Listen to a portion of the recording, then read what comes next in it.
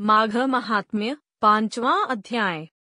दत्तात्रेय जी कहते हैं कि हे राजन, एक प्राचीन इतिहास कहता हूँ। भृगुवंश में ऋषिका नाम की एक ब्राह्मणी थी जो बाल्यकाल में ही विधवा हो गई थी।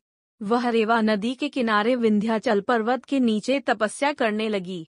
वह जितेंद्रिय, सत्यवक्ता, सुशील, दानशीलता तथा तप करके देह को सुखाने वाली थी। वह अग्नि में आहुति देकर उच्छवृत्ति द्वारा छठे काल में भोजन करती थी। वह वल्कल धारण करती थी और संतोष से अपना जीवन व्यतीत करती थी। उसने रेवा और कपिल नदी के संगम में 60 वर्ष तक माघ स्नान किया और फिर वहीं पर ही मृत्यु को प्राप्त हो गई। माघ स्नान के फल से वह दिव्य 4000 वर्ष तक विष्णु लोक में वास करके सुंद और उपसुंद दैत्यों का नाश करने के लिए ब्रह्मा द्वारा तिलोत्तमा नाम की अप्सरा के रूप में ब्रह्मलोक में उत्पन्न हुई। वह अत्यंत रूपवती, गान विद्या में अति प्रवीण तथा मुकुट कुंडल से शोभायमान थी। उसका रूप, यौवन और सौंदर्य देखकर ब्रह्मा भी चकित हो गए।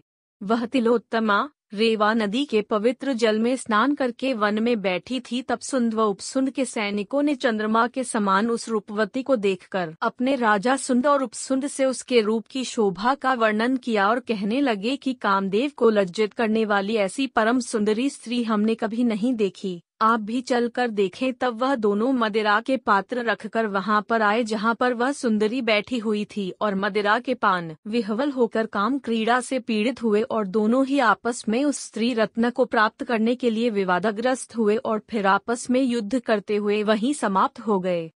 उन दोनों का मरा हुआ देखकर उनके सैनिकों ने बड़ा कोलाहल मचाया और तब तिलोत्तमा काल रात्रि के समान उनको पर्वत से गिराती हुई 10 दिशाओं को प्रकाशमान करती हुई आकाश में चली गई और देव कार्य सिद्ध करके ब्रह्मा के सामने आई। तो ब्रह्मा जी ने प्रसन्नता से कहा कि हे चंद्रवती, मैंने तुमको सूर्य के रथ पर स्थान दिया।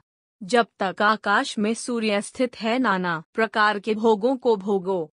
सो हे राजन, वह ब्राह्मणी अब भी सूर्य के रथ पर माघ मास स्नान के उत्तम भोगों को भोग रही है। इसलिए श्रद्धावान पुरुषों को उत्तम गति पाने के लिए यत्न के साथ माघ मास में विधि पूर्वक स्नान करना चाहिए।